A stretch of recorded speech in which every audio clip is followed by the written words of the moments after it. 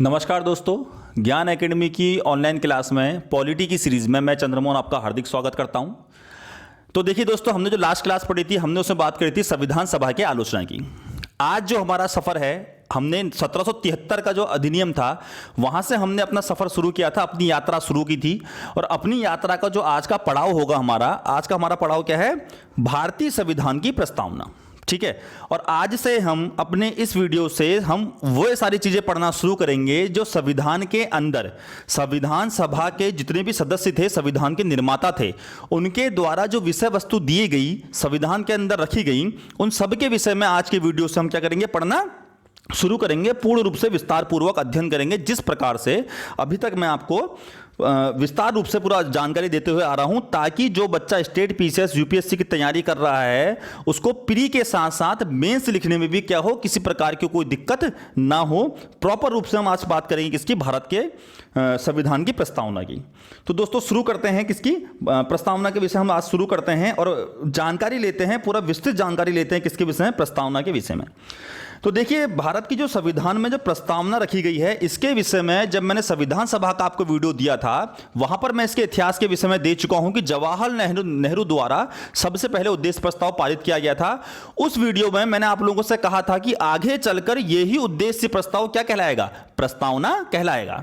तब मैंने आपसे बोला था कि इसके विषय में पूर्ण रूप से मैं आपको जो विस्तृत अध्ययन करवाऊंगा वो मैं तब करवाऊंगा जब मैं आपको प्रस्तावना का टॉपिक पढ़ाऊंगा, जब मैं प्रस्तावना की विषय वस्तु आपको पढ़ाऊंगा। तो दोस्तों, जिसने भी मेरा संविधान सभा का वीडियो नहीं देखा है, वे जाकर पहले उस वीडियो को देख लीजिए, ताकि आपको यह जानकारी मिल सके कि इस प्रस्तावना का इतिहास क्या है, किस प्रकार से प्रस्तावना को संविधान में जोड़ा गया था। अब बात करते हैं प्रस्तावना की। तो सबसे पहले हम देखेंगे कि प्रस्तावना की पृष्ठभूमि क्या रही है, पूरे विश्व के की नजरिए से हम देखेंगे कि प्रस्तावना की पृष्ठभूमि क्या रही है। तो दोस्तों, सबसे पहले जो प्रस्तावना जोड़ी गई थी वह जोड़ी गई थी अमेरिका के संविधान में, यूएसए के संविधान में, अमेरिका के संविधान में सबसे पहले प्रस्तावना को जोड़ा गया, जिसके बाद अन्य देशों ने इस प्रस्तावना के कॉन्सेप्ट को लिया, इसके आधार को लिया और अपने संविधान में इसको जोड़ा। उन्हीं देशों में एक देश कौन था? हमारा भारत देश। तो भारत देश ने भी क्या करा? भारत देश के संविधान निर्माताओं ने प्रस्तावना का कॉन्सेप्ट लिया। तो प्रस्तावना का कॉन्सेप्ट कहां से लिया गया है? प्रस्तावना का कॉन्सेप्ट लिया गया है अमेरिका के संविधान से। ठीक है दोस्तों, अब बात करते हैं कि प्रस्तावना है क्या और क्यों यह जरूरी रही संविधान में। आपका संविधान सभा के जो सदस्य थे उनके द्वारा ये क्यों जरूरी रही, इन्होंने क्यों संविधान में इसको जोड़ा गया। तो देखिए, प्रस्तावना क्या कहती है? प्रस्तावना क्या कहती है, सबसे पहले समझना जरूरी है। तो प्रस्तावना हमारे संविधान का जो सार है उसको कहती है, हमारे संविधान के सार को बताती है। कहने का मतलब, जिस प्रकार अगर मैं आपको एग्जांपल देता हूं, आप कोई बुक खरीदते हैं, कोई पुस्तक खरीदते हैं, उसके आगे जो सबसे पहला पन्ना होता है उसमें सार दिया रहता है। किसका सार दिया रहता है? उस बुक का सार दिया जाता रहता है कि इस बुक के अंदर आपको क्या क्या पढ़ने को मिलेगा, इस बुक से आपको क्या क्या जानकारी मिलेंगी, किस प्रकार से इस बुक को लिखा गया है। ठीक है दोस्तों, जैसे एक और एग्जांपल लेके चलिए, जब कोई बच्चा, जब कोई स्टूडेंट कॉलेज में पढ़ता है या स्कूल में पढ़ता है, तो उसका एक परिचय पत्र होता है, एक आईडी कार्ड होता है। तो आप मान के चलिए, जो आपकी संविधान की प्रस्तावना है, ये प्रस्तावना क्या है? ये प्रस्तावना हमारे संविधान का आईडी कार्ड है, हमारे संविधान का आपका सार है। ये प्रस्तावना हमें बताती है कि हमारे संविधान के अंदर किन किन चीजों के ऊपर बात करी गई है, किन किन चीजों को जोड़ा गया है। अब अगर हम एक बात करें, प्री में और वनडे एग्जाम में यहां से क्वेश्चन उठा लिया जाता है कि इस प्रस्तावना को संविधान का परिचय पत्र किसने कहा था। तो दोस्तों, इसको नोट कर लीजिए, संविधान का परिचय पत्र प्रस्तावना को किसने कहा था? तो हमारे एक संविधान के ज्ञाता थे, एक विशेषज्ञ हुआ करते थे, N.A. पालकीवाला। कौन? N.A. पालकीवाला, जिन्होंने प्रस्तावना को संविधान का परिचय पत्र कहा था। ठीक है दोस्तों, अब हम बात करेंगे किसकी? अब हम बात करेंगे संविधान प्रस्तावना की। प्रस्तावना में क्या क्या चीजें लिखी गई हैं। तो इसको पढ़ने से पहले, इसको समझाने से पहले मैं आप लोगों को बता देना चाहता हूं, आप लोगों से कहना चाहता हूं कि जितने भी स्टूडेंट मेरा वीडियो देख रहे हैं वो प्रस्तावना को याद कर लें। खास तौर पे वे स्टूडेंट जो स्टेट पीसीएस की तैयारी कर रहे हैं या यूपीएससी किसी एग्जाम की तैयारी कर रहे हैं, उनको ये प्रस्तावना बिल्कुल याद होनी चाहिए। और एक देश के एक अच्छे नागरिक, जिम्मेदार नागरिक के रूप में आपको ये पता होना चाहिए कि आपका जो देश का जो संविधान है, संविधान चीज क्या है? संविधान एक ऐसा दस्तावेज है जिससे हम पूरे देश को चलाते हैं। तो आपका देश जिस दस्तावेज से चल रहा है, तो आपको इतनी जानकारी होनी चाहिए कि उस दस्तावेज का, उस संविधान का सार क्या है। तो इसके लिए मैं आपसे कह रहा हूं कि प्रस्तावना को एकदम याद कर लीजिए। बार बार यहां से क्वेश्चन उठता है और हर साल आप देखिएगा, कोई सा भी स्टेट पीसीएस हो या यूपीएससी एग्जाम हो, प्रस्तावना से क्वेश्चन बिल्कुल उठता है, एकदम गारंटी के साथ उठता है। तो बिल्कुल क्लास को छोड़िएगा मत, हमारे साथ जुड़े रहिए। अब हम पढ़ते हैं प्रस्तावना को। देखिए प्रस्तावना क्या कहती है? प्रस्तावना कहती है हम भारत के लोग, हम भारत के लोग मतलब आप और हम, we all the people of India, हम भारत के लोग भारत को एक संपूर्ण प्रभुत्व संपन्न यानी कि सोवरन, समाजवादी, सोशलिस्ट, धर्मनिरपेक्ष, सेकुलर, लोकतांत्रिक गणराज्य, डेमोक्रेटिक रिपब्लिक बनाने तथा इसके समस्त नागरिकों को, ध्यान रखने लायक बात है, समस्त नागरिकों को। समस्त नागरिक मतलब चाहे गरीब हो, चाहे अमीर हो, किसी भी जाति का हो, किसी भी धर्म का हो, किसी भी रंग का हो, समस्त नागरिकों की बात करी गई है। बस वो भारत का नागरिक होना चाहिए। समस्त नागरिकों को सामाजिक, आर्थिक और राजनीतिक न्याय, विचार, अभिव्यक्ति, धर्म, विश्वास और उपासना की स्वतंत्रता, प्रतिष्ठा और अवसर की समता प्राप्त करने के लिए तथा व्यक्ति की गरिमा, देखिए व्यक्ति की गरिमा और राष्ट्र की एकता और अखंडता सुनिश्चित करने वाली बंधुत्वता यानी बंधुत्व बढ़ाने के लिए संकल्पित होकर अपनी इस संविधान सभा में आज दिनांक 26 नवंबर 1949 स्टार बना लीजिए। दिनांक बिल्कुल क्या कर लीजिए, दिमाग में बैठा लीजिए। 26 नवंबर 1949 को एतद द्वारा इस संविधान को अंगीकृत, अधिनियमित और आत्मप्रीत करते हैं। तो ये क्या रही आपकी, ये आपके पूरी की पूरी क्या है, आपके संविधान की प्रस्तावना है, आपके संविधान का सार है। आगे जैसे हम टॉपिक कवर करते रहेंगे, जैसे जैसे हम चैप्टर आगे बढ़ाते रहेंगे, वीडियोस आगे बढ़ते रहेंगे, आप धीरे धीरे समझते जाएंगे कि जो भी संविधान की प्रस्तावना के अंदर लिखा है, संविधान का आधार बना है। सारी चीजें यहीं से निकल कर आई हैं, इसी को ध्यान में रखते हुए और चीजों को जोड़ा गया है। आगे चलिए, मैं बिल्कुल आपको प्रॉपर रूप से एक एक वर्ड आपको समझाते हुए चलूंगा प्रस्तावना का, कहीं से कहीं तक आपको कोई डाउट नहीं आएगा। बच्चों को क्या होता है, जब बच्चे बहुत बार कहते हैं कि हम शब्द भूल जाते हैं, क्वेश्चन किस प्रकार से पूछेगा, क्वेश्चन इस प्रकार से पूछ सकता है कि निम्न में से कौन सा शब्द हमारी संविधान में, हमारी संविधान की प्रस्तावनाओं में उल्लेखित है या उल्लेखित नहीं है। 4 आपको ऑप्शन देगा, उस ऑप्शन में आपका क्या होता है, कंफ्यूजन होने लग जाता है, बच्चा कहीं ना कहीं भ्रमित हो जाता है। क्यों? क्योंकि उसे उस शब्दों का, बच्चों को उस शब्द का अर्थ समझ में नहीं आता है। तो मैं आज के अपने इस वीडियो में हर एक शब्द को खोल के आपके सामने रखूंगा, हर एक शब्द का आपको क्या समझाऊंगा, अर्थ समझाऊंगा। ठीक है दोस्तों, तो ये हमने देखा क्या, संविधान की प्रस्तावना। और संविधान की जो प्रस्तावना है वो सिर्फ पॉलिटी की दृष्टि से आपके लिए काम कर नहीं है। जब आप मेंस लिखने बैठेंगे, तो जब आप निबंध वगैरह लिखेंगे, निबंध वगैरह लिखने में भी आपके लिए बहुत हेल्पफुल रहेगी क्या, संविधान की प्रस्तावना। ठीक है दोस्तों, आगे चलिए, अब एक एक शब्द को खोल के हम बात करेंगे। पहले हम बात करेंगे संविधान की प्रस्तावना के मूल तत्व की। ठीक है, मूल तत्व क्या है इसकी बात हम करेंगे। तो देखिए, संविधान की जो प्रस्तावना है उसके 4 मूल तत्व हैं। कितने? 4 मूल तत्व हैं। पहला कहता है संविधान के अधिकार का स्रोत, यानी कि संविधान को जितने भी अधिकार मिले हैं, संविधान के पास जितनी शक्ति है, वे शक्ति कहां से निकल कर आ रही है, वे अधिकार कहां से निकल कर आ रहे हैं। तो याद रखिएगा, संविधान के अधिकार का, संविधान की जो शक्ति है उसका मुख्य स्रोत कौन है? उसका मुख्य स्रोत है भारत की जनता। पीछे देखिए, सबसे पहले देखिए क्या लिखा है, हम भारत के लोग, यानी कि जितने भी भारत के नागरिक हैं वे संविधान की जो शक्ति है उसके स्रोत हैं। यानी कि हम लोग जो हैं, भारत के जो हम नागरिक हैं, हम ही से संविधान को क्या मिली है, संविधान को शक्ति मिली है, संविधान को एक अधिकार मिला है। ठीक है दोस्तों, आगे चलिए, देखिए दूसरा तत्व क्या है। दूसरा तत्व कहता है भारत की प्रकृति, यानी कि संविधान की प्रकृति। यहां पर देखिए, भारत की प्रकृति कहने का मतलब है संविधान की प्रकृति क्या है, संविधान का नेचर क्या है। देखिए, भारत यानी कि संविधान एक संप्रभु, समाजवादी, धर्मनिरपेक्ष, लोकतांत्रिक राज व्यवस्था वाला देश है। कहने का मतलब, संप्रभु मतलब खुद की प्रभुत्ता खुद का आधार, समाजवादी, समाजवादी कहने का मतलब कि सारे नागरिकों को, सारे लोगों को समानता की दृष्टि से देखना, चाहे वो अमीर हो चाहे वो गरीब हो।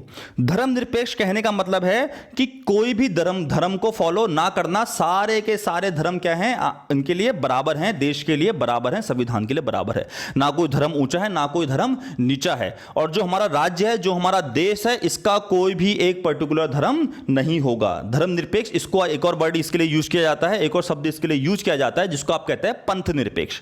आगे चलिए देखिए, आगे बोलता है लोकतांत्रिक राज्य व्यवस्था वाला, यानी कि जितने भी लोग हैं सबका बराबर का अधिकार है, भले वो अमीर हो भले वो गरीब हो। उसके बाद बोला है आपका लोकतांत्रिक, और यहां पर एक चीज और बोली गई है, गणतंत्र की बात भी करी जाती है। यहां पर देखिए लोकतांत्रिक और गणतंत्र में यहां पर बच्चों को कंफ्यूजन होता है। गणतंत्र मतलब होता है कि देश का जो मुखिया है वो क्या है, राष्ट्रपति है, वे क्या है आपका जन्मजात या फिर क्या है अनुवांशिक पद नहीं है, वो क्या है आपका गणतंत्र है। जहां पर हमारे देश के मुखिया का पद क्या हो, अनुवांशिक ना हो, वो गणतंत्र कहलाता है। आगे देखिए संविधान के उद्देश्य की बात करेंगे। तीसरा तत्व क्या है, संविधान का उद्देश्य। हमारे संविधान का उद्देश्य क्या है, पीछे आपने पढ़ा है, संविधान का उद्देश्य है भारत की जनता में न्याय, स्वतंत्रता, समता और बंधुत्व को बढ़ाना, इनका मापदंड एकदम बराबर रखना। न्याय बराबर होना चाहिए सबके लिए, स्वतंत्रता सबको मिलनी चाहिए, समता यानी समानता सबको मिलनी चाहिए, सबके लिए बराबर होनी चाहिए, और बंधुत्व मतलब आपस में भाईचारा बढ़ाना होना चाहिए। अब लास्ट तत्व जो है आपका, वो बोलता है आपका संविधान के लागू होने की तिथि, और वो तिथि मैंने आपको पीछे बोली थी, इसको दिमाग में बैठा लीजिए, 26 नवंबर 1949। जिस बच्चों को यहां पर कंफ्यूजन है, कोई डाउट है, पीछे जाइए मेरे पुराने वीडियोस को देखिए, वहां पर मैं टोटल आपको बिल्कुल भली भांति रूप से एक्सप्लेन कर चुका हूं। 26 नवंबर 1949, 26 जनवरी 1950 कब हमारा संविधान बना और कब हमारा संविधान लागू हुआ, क्या रीजन रहा कि लेट लागू हुआ, ये सारी चीजें मैं आपको पीछे समझा चुका हूं। फिर से बोल रहा हूं, जिसने मेरे पुराने वीडियो नहीं देखे हैं प्लेलिस्ट में जाइए, पुराने वीडियो को देख लीजिए, क्रमबद्ध अध्ययन करते हुए चलेंगे, बिल्कुल एकदम सटीक तरीके से। आगे देखिए, अब हम बात करेंगे प्रस्तावना में उल्लेखित प्रमुख शब्दों की। मैंने आपसे बोला था कि हर एक शब्द को आपके सामने खोल के रख दूंगा, बिल्कुल प्रॉपर रूप से समझाऊंगा, हर एक चीज का आपको अर्थ समझ में आना चाहिए, तभी आप क्या करेंगे, एग्जाम में कोई भी क्वेश्चन आएगा आप चाह के भी उसको गलत नहीं कर पाएंगे, टस से मस वो क्वेश्चन नहीं होगा। देखिए, प्रस्तावना भारतीय संविधान निर्मात्री सभा के विचारों को जानने के लिए एक कुंजी थी। कहते हैं प्रस्तावना को क्या कहते हैं, प्रस्तावना को संविधान की कुंजी कहा जाता है। तो ये देखिए, इनमें निम्नलिखित शब्दों का उल्लेख किया गया था। कुंजी मतलब चाबी, ठीक है दोस्तों। तो संविधान की कुंजी किसे कहा जाता है, संविधान की कुंजी कहा जाता है प्रस्तावना को। कौन कौन से निम्नलिखित शब्द आए हैं, उल्लेखित शब्द को हम विषय में हम पढ़ेंगे, जहां से एग्जाम में बार बार क्वेश्चन पूछा जाता है। तो पहला शब्द है संप्रभुता, दूसरा है समाजवादी, तीसरा है धर्मनिरपेक्ष, चौथा है लोकतांत्रिक, पांचवा है गणतंत्र, छठा है न्याय, सातवां है स्वतंत्रता, आठवां है समता और नौवां है बंधुता। इन सारे शब्दों को अब मैं आपको बिल्कुल खोल के प्रॉपर इनके मीनिंग को समझाते हुए चलूंगा। तो दोस्तों, अब एक एक शब्द को हम यहां पर समझते हुए चलेंगे, भली भांति रूप से इसका विस्तार पूर्वक अध्ययन करते हुए चलेंगे, ताकि कहीं पर भी, चाहे प्रीलिम्स का एग्जाम हो, चाहे प्री हो या मेंस हो, आप कहीं पर भी आपको किसी प्रकार की कोई परेशानी, कोई समस्या का सामना ना करना पड़े। तो पहला शब्द मैंने आपसे बोला था संप्रभुता। तो भैया संविधान में लिखा है, संप्रभुता शब्द की बात करी गई है, तो हम यहां पर बात करेंगे संप्रभुता शब्द होता है क्या है, इसका अर्थ क्या होता है। तो पहले हम बात करेंगे संप्रभुता जो शब्द है इसका अर्थ क्या है। देखिए, सम मतलब स्वयं की, प्रभुता मतलब अधिकार होना, स्वयं का प्रभु स्वयं होना।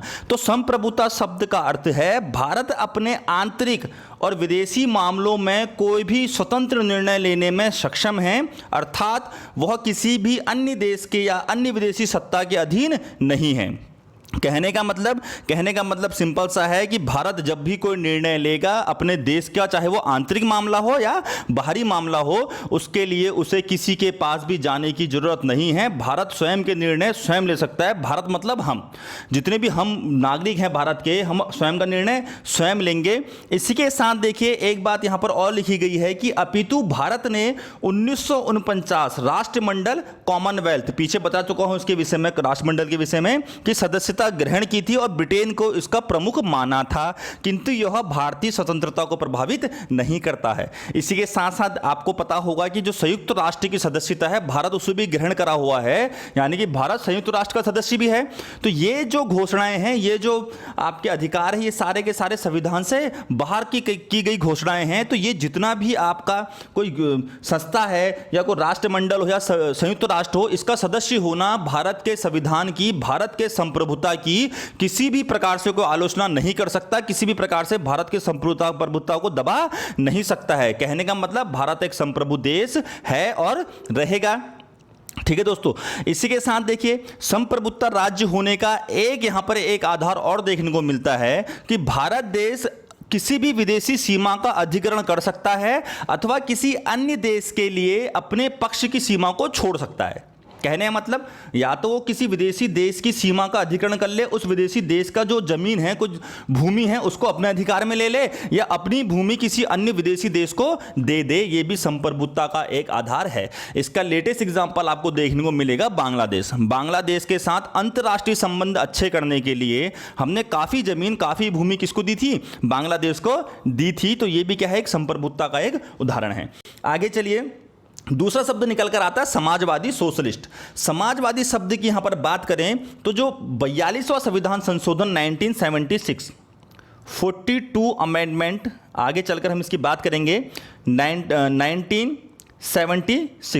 1976 42वां संविधान संशोधन के तहत क्या करा गया था? इस समाजवादी शब्द को भारत की प्रस्तावना में जोड़ा गया था। तो अब यहां पर हम बात करेंगे इसके अर्थ की। कई बार देखिए, कितने बार आपका एग्जाम में क्वेश्चन आएगा कि निम्न में से प्रस्तावना में से कौन सा ऐसा शब्द है जिसका आदर्श 42वें संविधान संशोधन से पहले भी हमारे संविधान में जुड़ा हुआ था? तो उसका आंसर होगा समाजवादी। इसको डिटेल में समझिए। 42वें संविधान संशोधन के तहत समाजवादी शब्द को प्रस्तावना में जोड़ा गया, लेकिन उससे पहले 42वें संविधान संशोधन से पहले भी समाजवादी शब्द का जो आदर्श था, यानी कि समाजवादी जो आदर्श था, वो डीपीएसपी में पाया जाता था। डीपीएसपी मतलब नीति निदेशक तत्वों में समाजवादी शब्द का आदर्श था, समाजवाद का आदर्श था। यानी कि आप कह सकते हैं कि 42वें संविधान संशोधन से पहले भी समाजवाद का आदर्श हमारे डीपीएसपी में देखने को मिलता था। ठीक है दोस्तों, देखिए भारतीय राज्य व्यवस्था की संरचना समाजवादी विचारधारा के अनुरूप की गई है। भारतीय समाजवाद लोकतांत्रिक समाजवाद है, ना कि साम्यवादी। बहुत ही ज्यादा इंटरेस्टिंग और महत्वपूर्ण पॉइंट है, लोकतांत्रिक समाजवाद ना कि साम्यवादी। यानी कि जो भारत देश है, भारत देश में किस प्रकार का समाजवाद देखने को मिलता है? आप आंसर देंगे लोकतांत्रिक समाजवाद देखने को मिलता है। इसको समझते हुए चलिए। देखिए, लोक मतलब जनता, तांत्रिक यानी तंत्र मतलब शासन। यानी कि भारत में किसका शासन है? भारत में जनता का शासन है। जनता सरकारों को चुनती है, फिर वो सरकार, जो भी सरकारों को हम जनता चुनती है, वो सरकार जनता के लिए पॉलिसी बनाती है।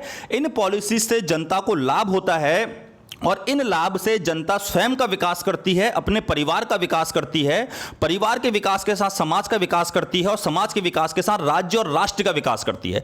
जब हम राज्य और राष्ट्र का विकास करते हैं तो उसके बाद हम अंतर्राष्ट्रीय मानवता का विकास भी करते हैं। तो ये होता है आपका लोकतंत्र। यानी कि आप इतना याद रखिए, बहुत बार एग्जाम में प्री में क्वेश्चन पूछा जाता है, वनडे एग्जाम में भी क्वेश्चन पूछा जाता है कि भारत में किस प्रकार का समाजवाद देखने को मिलता है। आप आंसर देंगे लोकतांत्रिक समाजवाद, ना कि साम्यवादी समाजवाद। देखिए, सुप्रीम कोर्ट का कहना है, ये किसका कहना है? सुप्रीम कोर्ट का। सुप्रीम कोर्ट का कहना है कि लोकतांत्रिक समाजवाद का उद्देश्य गरीबी, उपेक्षा, बीमारी व अवसर की असमानता को समाप्त करना है। मतलब गरीबी का अर्थ आप सब समझते हैं, अपना जीवन व्यापन ना कर पाने वाले, जो अपनी दैनिक दिनचर्या को नहीं चला सकते हैं, वो क्या कहलाते हैं? गरीब कहलाते हैं। उपेक्षा, समाज का वो वर्ग जो कहीं ना कहीं उपेक्षा का शिकार हो रहा है, उपेक्षित हो रहा है, उनके लिए कार्य करना। बीमारी, जैसा आपने सुना है अभी हाल ही में आयुष्मान स्वास्थ्य कार्ड करके सरकार ने एक योजना चलाई है, जो किससे संबंधित है? बीमारियों से जनता के प्रति उनके स्वास्थ्य को लाभ देने के लिए।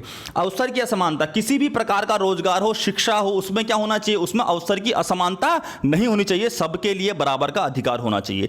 अब देखिए, अगर आप थोड़ा ध्यान दीजिएगा तो यही वो सारी चीजें हैं जिनको लेकर सरकार पॉलिसी बनाती है। गरीबी की बात करें तो देखिए, मनरेगा बनाया गया है, जहां से रोजगार मिल रहा है, गरीब लोगों को राशन दिया जाता है, बीपीएल राशन कार्ड दिया जाता है। उपेक्षा की बात करें, उपेक्षित वर्ग के लिए, भले वो कोई महिला वर्ग हो, एससी एसटी वर्ग हो, इनके लिए अलग से प्लानिंग निकाली जाती है, अलग से पॉलिसीज आती हैं, अलग से लाभ दिया जाता है। बीमारी के लिए आयुष्मान कार्ड आपके सामने है। और अवसर की असमानता को दूर करने के लिए सरकार बराबर के लिए क्या करती है, रोजगार के अवसर प्रदान करती है। ये सारी चीजें ध्यान में रखते हुए ही सरकार क्या बनाती है, सरकार पॉलिसी बनाती है। आगे देखिए, यह मिश्रित अर्थव्यवस्था में आस्था रखता है। कौन? लोकतांत्रिक समाजवाद। लोकतांत्रिक समाजवाद किस पे आस्था रखता है, किस पे टिका हुआ है? लोकतांत्रिक समाजवाद टिका है मिश्रित अर्थव्यवस्था पे। देखिए इकोनॉमिक्स का थोड़ा क्वेश्चन निकल कर आया है, मिश्रित अर्थव्यवस्था इसका मतलब क्या?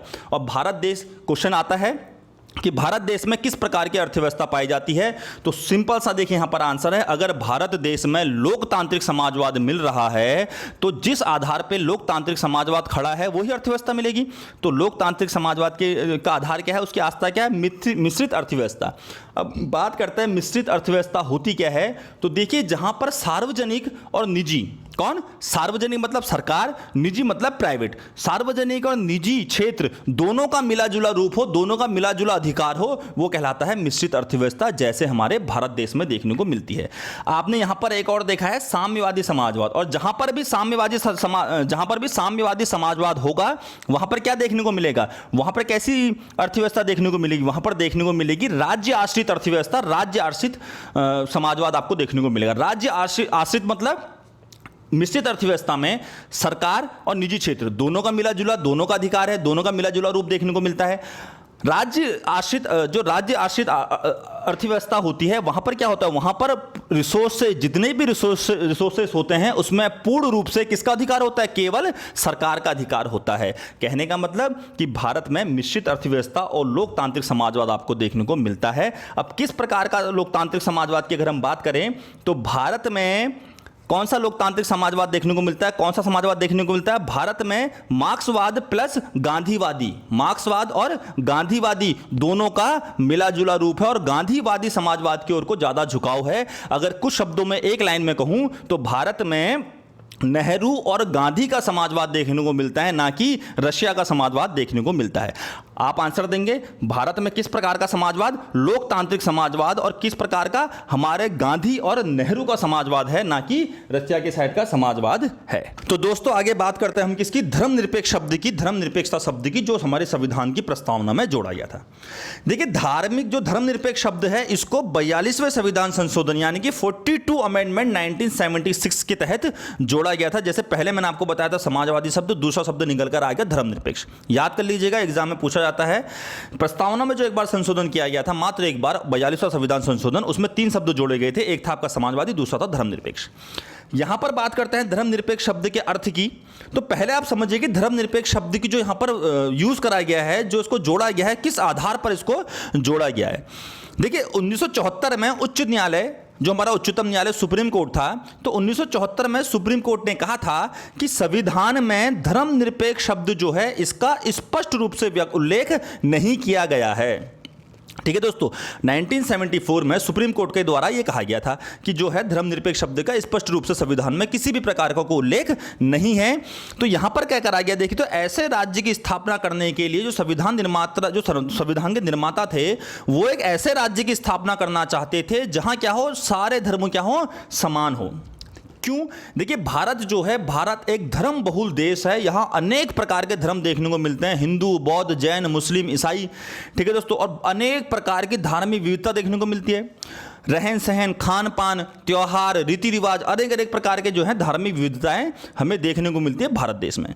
तो इसके लिए जरूरी था, अति महत्वपूर्ण था कि एक भारत को एक धर्मनिरपेक्ष राज्य बनाया जाए, धर्मनिरपेक्ष संविधान में कहीं ना कहीं दर्जा दिया जाए, जिससे क्या हो, देश के सभी धर्म क्या हो जाए, समान हो जाएं, और सरकारें जो है सब धर्मों का समान रूप से समर्थन करें। और मैं आपसे कह रहा हूं कि इसमें आप लगा लीजिए मोस्ट इंपोर्टेंट, क्योंकि ये जो है एग्जाम के लिए बहुत ज्यादा जरूरी शब्द निकल कर आता है, धर्मनिरपेक्ष। अब आगे देखिए, यह कारण रहा कि धर्मनिरपेक्षता को जगह देना अति आवश्यक हो गया, क्या, संविधान निर्माताओं के द्वारा। अब बात करते हैं धर्मनिरपेक्ष की, तो संविधान के सापेक्ष अगर हम बात करें तो यह कहता है कि जो भारत है, भारत का ना तो कोई धर्म होगा, ना ही भारत किसी धर्म का क्या करेगा, अगुवाई करेगा, किसी धर्म की आपको स्वतंत्रता से वंचित रखेगा, किसी भी धर्म को। यहां पर पढ़िए, देखिए क्या लिखा है, धर्मनिरपेक्ष शब्द 42वें संविधान संशोधन अधिनियम 1976 के द्वारा संविधान में जोड़ा गया था, जिसके अंतर्गत भारत ना तो किसी धर्म को राजकीय धर्म का दर्जा देता है, ना ही किसी को धार्मिक स्वतंत्रता से वंचित करता है। कहने का मतलब ये कि राज्य मतलब भारत ना तो स्वयं का कोई धर्म होगा, ना किसी धर्म की अगुवाई करेगा, उसके लिए सारे धर्म क्या होंगे, समान होंगे। ठीक है दोस्तों, आगे चलकर हम आर्टिकल्स की बात करेंगे। आर्टिकल जो हम मौलिक अधिकार में देखेंगे, article 14, article 15, article 16, article 17, article 18, यानी कि आर्टिकल 14 से लेकर आर्टिकल 28 तक।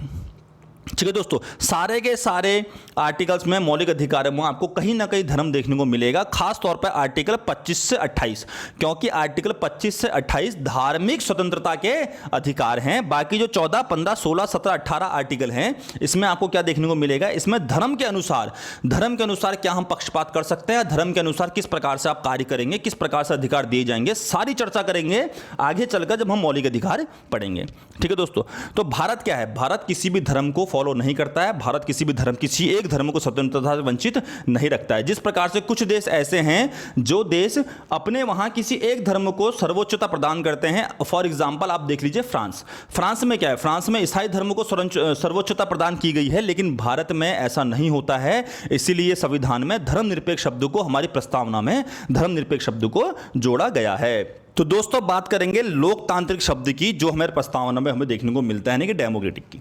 देखिए मैं पीछे बोल चुका हूं आपको, लोकतांत्रिक मतलब लोक मतलब जनता, तांत्र मतलब शासन, तो यानी कि लोकतंत्र जहां पर जनता का शासन आपको देखने को मिलता है। तो किसी भी प्रकार की लोकतंत्र व्यवस्था में सर्वोच्च शक्ति जनता के हाथों में होती है। यहां से एग्जाम में क्वेश्चन पूछा जाता है कि लोकतांत्रिक व्यवस्था में सर्वोच्च शक्ति किसके हाथ में होती है, तो आप आंसर देंगे जनता के हाथों में होती है। अब यहां पर देखिए लोकतंत्र जो है आपका जो लोकतांत्रिक व्यवस्था है ये दो प्रकार की होती है। पहला है प्रत्यक्ष और दूसरा है अप्रत्यक्ष, यानी कि डायरेक्ट लोकतंत्र, डायरेक्ट डेमोक्रेसी एंड आपका इनडायरेक्ट डेमोक्रेसी। प्रत्यक्ष लोकतंत्र और आपका अप्रत्यक्ष लोकतंत्र। यहां पर थोड़ा हम देखते हुए चलेंगे प्रत्यक्ष लोकतंत्र को और अप्रत्यक्ष लोकतंत्र को थोड़ा समझते हुए चलते हैं। बात करते हैं प्रत्यक्ष लोकतंत्र की। तो प्रत्यक्ष लोकतंत्र का अर्थ क्या, इसमें क्या क्या चीजें, क्या क्या तत्व हमें देखने को मिलते हैं। देखिए प्रत्यक्ष लोकतंत्र, इसमें जनता अपनी शक्ति का प्रयोग प्रत्यक्ष रूप से करती है, जैसा कि नाम से ही आपको पता चल रहा है प्रत्यक्ष लोकतंत्र के। इसमें जनता अपनी शक्ति का प्रयोग प्रत्यक्ष रूप से करती है। फॉर एग्जांपल जैसे आपका स्विट्जरलैंड देश है, वहां पर किस प्रकार का लोकतंत्र देखने को मिलता है, वहां पर प्रत्यक्ष लोकतंत्र देखने को मिलता है। प्रत्यक्ष लोकतंत्र में 4 प्रमुख घटक होते हैं। कौन कौन से? परिप्रेक्ष्य, पहल, प्रत्यावर्तन, प्रत्याशी को वापस बुलाना और आपका जनमत संग्रह। परिप्रेक्ष्य, पहल, प्रत्यावर्तन कह लीजिए, या फिर आप इसको कह सकते हैं आसान भाषा में प्रत्याशी को वापस बुलाना, और चौथा है आपका जनमत संग्रह। इसका अर्थ क्या, देखिए आपने सुना होगा कि आजकल जो हमारा लोकतंत्र है, इस लोकतंत्र में, डेमोक्रेसी में इन सारी चीजों को जोड़ने की बात कही जा रही है। कहा जा रहा है कि भारत देश में भी क्या करा जाए, इन चीजों को डेमोक्रेसी में जोड़ा जाए। परिप्रेक्ष्य मतलब होता है आपका प्रश्न पूछना, यानी कि जो जनता है वो सरकार से क्या कर सके, सरकार से प्रश्न पूछ सके और सरकार उन प्रश्नों का उत्तर देने के लिए क्या हो, बाध्यकारी हो। दूसरा कहा गया है पहल मतलब कि ढेर सारी पहले करना, किसके थ्रू करना, किसके जरिए करना, जनता के द्वारा पहल शुरू करना। चौथा मैंने बोला प्रत्यावर्तन या प्रत्याशी को वापस बुलाना। जैसे हमारे भारत में होता है, हमें प्रत्याशी को चुनकर पार्लियामेंट में भेजते हैं या फिर आपका विधानसभा में भेजते हैं। तो जब हमें लगे कि वो प्रत्याशी पूर्ण रूप से या ईमानदारी के साथ काम नहीं कर रहा है, तो हमारे पास ये पावर हो, जनता के पास ये पावर हो कि उस प्रत्याशी को वापस बुला लिया जाए। चौथा देखिए क्या है, चौथा यहां पर कहा है जनमत संग्रह कराया जाना, यानी कि जनता से उनकी राय पूछी जानी। तो ये बहुत ज्यादा डिमांड में है कि इन चीजों को आपका डेमोक्रेसी, भारत जैसे देश की जो है लोकतंत्र में जोड़ा जाना चाहिए। आगे चलिए बात करेंगे हम अप्रत्यक्ष लोकतंत्र की। देखिए जैसा कि नाम से पता चल रहा है अप्रत्यक्ष लोकतंत्र, हम यहां से अपने जनता प्रतिनिधि को चुनकर भेजती है और वो प्रतिनिधि जनता की अगुवाई करते हुए क्या करता है, वो वहां पर जाकर प्लानिंग बनाता है, वहां पर जाकर पॉलिसी का निर्माण करता है। जैसे मैंने आपको बोला प्रत्यक्ष लोकतंत्र, तो प्रत्यक्ष लोकतंत्र में देखिए क्या होता है, जहां की जनसंख्या थोड़ी कम है, जहां पर आबादी थोड़ी कम हो, वहां पर कुछ लोग इकट्ठा होकर अपना जनमत देते हैं, जनमत संग्रह करते हैं, अपनी राय देते हैं और उसके ऊपर क्या बनाया जाता है, बिल बनाया जाता है। उसको पास कर कर, उस बिल को पास कर कर कानून बना दिया जाता है। लेकिन भारत देश जैसा, जिसकी इतनी घनी आबादी है, इतना ज्यादा जहां आबादी है वहां पर कहीं ना कहीं प्रत्यक्ष लोकतंत्र लाना असंभव सा प्रतीत होता है। तो इसलिए देखिए भारत में किस प्रकार का लोकतंत्र देखने को मिलता है, भारत में अप्रत्यक्ष लोकतंत्र देखने को मिलता है। एग्जाम में कभी कभी आपसे क्वेश्चन पूछता है कि भारत में किस प्रकार का लोकतंत्र देखने को मिलता है, आप आंसर देंगे अप्रत्यक्ष लोकतंत्र देखने को मिलता है। इसमें देखिए क्या होता है, इसमें जनता द्वारा चुने गए प्रतिनिधि सर्वोच्च शक्ति का इस्तेमाल करते हैं और सरकार चलाते हैं, और सरकार चलाते हुए कानून का निर्माण करते हैं। इस प्रकार के लोकतंत्र को प्रतिनिधि लोकतंत्र भी कहा जाता है। सीधी सी बात है, जनता ने अपने प्रतिनिधि को चुना है इस लोकतंत्र में, तो आप इसको क्या कहेंगे, प्रतिनिधि लोकतंत्र कहेंगे। हमने जनता ने डायरेक्ट रूप से यहां पर अगुवाई नहीं करी, डायरेक्ट रूप से बिल नहीं बनाया है, डायरेक्ट रूप से अपनी सलाह नहीं दी है, बस जनता ने अपने बीच में से किसी एक को चुनकर भेजा है, जो जनता की उन सारे क्षेत्र की, जिस क्षेत्र से चुनकर आया है उस क्षेत्र की जनता की अगुवाई करते हुए उनके लिए ही पॉलिसी बनाता है, बिल का निर्माण करता है। इसीलिए इस लोकतंत्र को प्रतिनिधि लोकतंत्र भी कहा जाता है। अब देखिए अप्रत्यक्ष लोकतंत्र दो प्रकार का हमें देखने को मिलता है। पहला होता है संसदीय लोकतंत्र, नाम से पता चल रहा है जैसे भारत। संसदीय लोकतंत्र मतलब जहां पर जितनी पॉलिसी हो, जितना भी कानून हो, वो कौन बनाए, वो संसद बनाए। और मैं आपको पहले ही बता चुका हूं अपने वीडियो में, भारत में राष्ट्रपति, लोकसभा और राज्यसभा, ये तीनों मिलकर किसका निर्माण करते हैं, संसद का निर्माण करते हैं। तीनों का महत्वपूर्ण एक रोल होता है, एक भूमिका होती है किसी भी कानून या किसी भी पॉलिसी को बनाने में। तो संसदीय लोकतंत्र आप जैसे भारत देश में देखने को मिलता है। और दूसरा है राष्ट्रपति के अधीन लोकतंत्र, जिस प्रकार आपको कहां देखने को मिलता है, ऐसा लोकतंत्र आपको देखने को मिलता है जैसे अमेरिका में। अब देखिए बच्चों, जो शब्द निकल कर आता है प्रस्तावना से दूसरा, वो शब्द निकल कर आया है गणतंत्र यानी रिपब्लिक। यहां पर हम बात करेंगे अब गणतंत्र की, समझते हुए चलेंगे गणतंत्र मतलब क्या होता है। देखिए जो लोकतांत्रिक राज व्यवस्था होती है, यहां पर देखिए बच्चों थोड़ा सा मिसप्रिंट हो चुका है, यहां पर गणतंत्र को आप कट करके क्या कर लीजिए, लोकतांत्रिक राज व्यवस्था। देखिए जो लोकतांत्रिक राज व्यवस्था होती है दो प्रकार की होती है। पहला है आपका राजशाही लोकतांत्रिक व्यवस्था और दूसरा शब्द है आपका गणतंत्र लोकतांत्रिक व्यवस्था।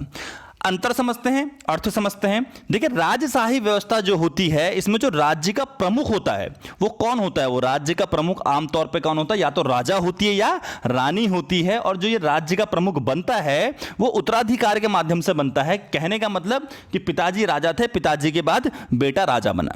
ठीक है दोस्तों, इसको हम कहेंगे राजशाही राज व्यवस्था, लोक व्यवस्था, जहां पर क्या है, राजा या रानी होती है। जैसे कि आपको देखने को मिलता है ब्रिटेन में क्या देखने को मिलता है, ब्रिटेन में कहीं ना कहीं आपको राजशाही लोक व्यवस्था भी देखने को मिलती है।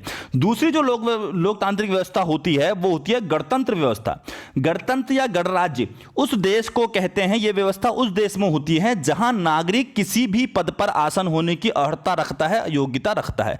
यानी कि देश का कोई भी नागरिक किसी भी पद में क्या हो सकता है, बैठ सकता है, उस पद को स्वीकार कर सकता है। ऐसे राज्यों में राज्य प्रमुख वंशानुगत ना होकर जनता द्वारा चुने जाते हैं, या चाहे अप्रत्यक्ष रूप से चाहे प्रत्यक्ष रूप से। याद कर लीजिए, एग्जाम में पूछा जाता है कि गणतंत्र शब्द का अर्थ क्या निकल कर आता है, तो अब आंसर देंगे ऐसी सिचुएशन, ऐसा देश जहां का जो राज्य प्रमुख है, सबसे प्रमुख जो है वो किसके द्वारा चुना जाता है, जनता के द्वारा चुना जाता है, ना कि वंशानुगत होता है। यानी कि गणतंत्र में राजा तो होता है, एक देश का एक मुखिया होता है, लेकिन वो क्या होता है, निरंकुश नहीं होता है। उसे किसके द्वारा चुना जाता है, उसे जनता के द्वारा चुना जाता है। ठीक है दोस्तों, आगे चलिए। देखिए मैंने आपको बताया गणतंत्र, तो गणतंत्र में अप्रत्यक्ष या प्रत्यक्ष रूप से आपने मुखिया को चुन लिया, जैसे कि अमेरिका। अब बात करेंगे भारत की।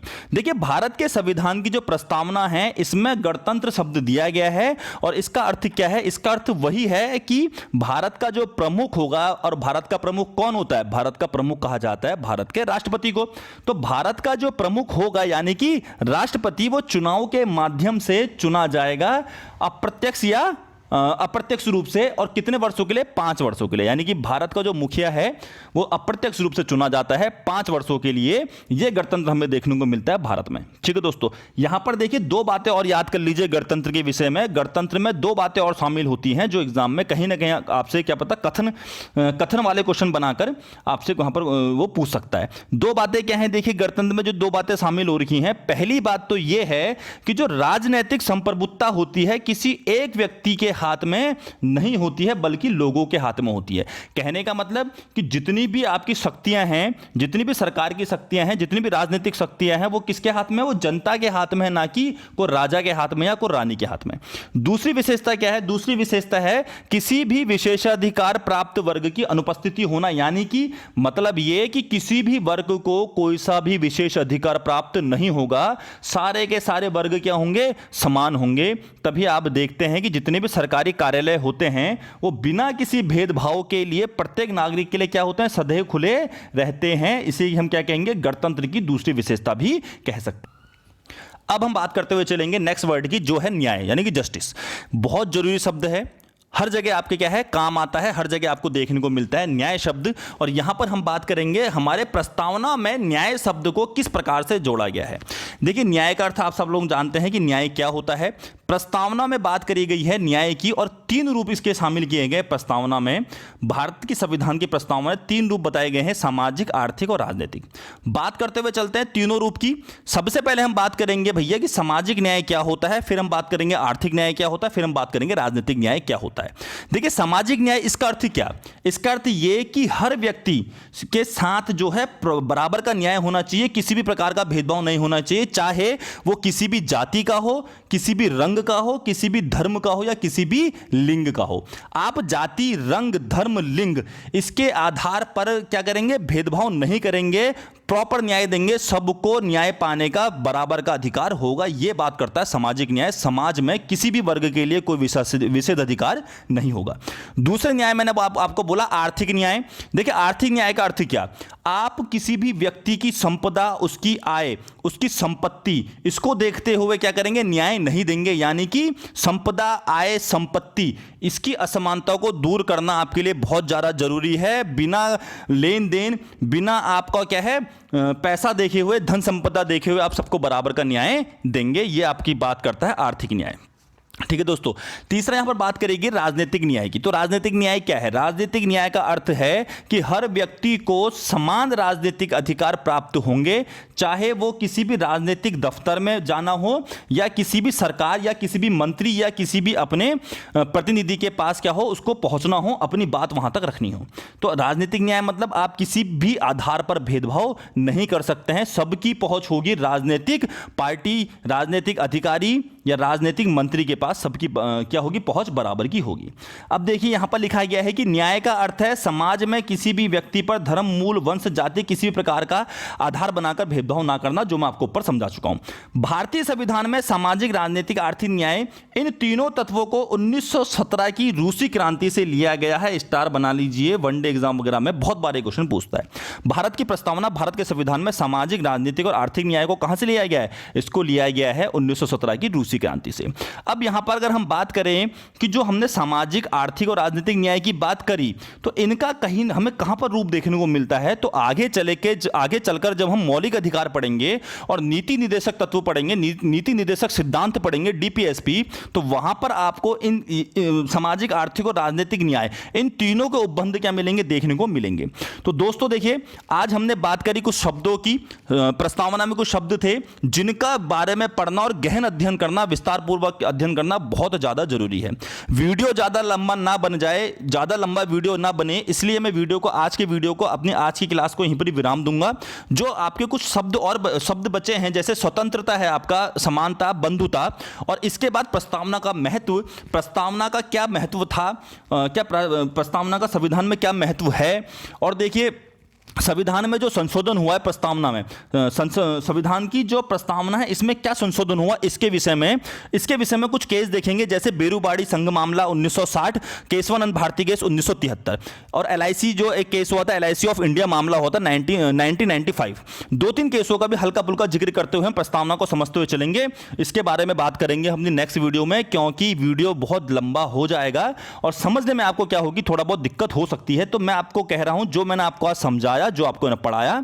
उम्मीद करता हूं आप भली भांति इसको समझेंगे, इससे नोट्स बनाएंगे और नेक्स्ट वीडियो में फिर से हम रिफ्रेश होकर एकदम आपको नया आप क्या करेंगे, नई तरीके से हम और चीजें लाके लाएंगे आपके लिए। जिसके लिए आपको क्या करना है, आपको हमारे चैनल को सब्सक्राइब करना है, आपको कमेंट करना है कि आपको वीडियो कैसा लगा, ज्यादा से ज्यादा लाइक देने हैं ताकि ऐसे वीडियो हम आपके लिए लेकर आते रहें। और प्रस्तावना का बचा हुआ जो चैप्टर है, बचा हुआ जो पार्ट है, वो मैं आपको नेक्स्ट वीडियो में दूंगा।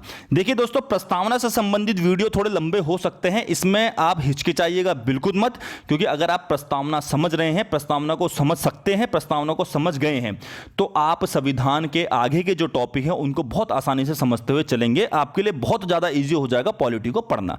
इसलिए प्रस्तावना को बिल्कुल डिटेल में खोलकर आपके सामने लेकर आया हूं, ताकि प्री में या मेंस में बच्चों को किसी भी प्रकार की कोई दिक्कत ना हो। आपको बस मेरे साथ जुड़े रहना है, इसी प्रकार क्रमवार अध्ययन करते हुए चलेंगे और मिलते हैं नेक्स्ट वीडियो में। तब तक के लिए धन्यवाद।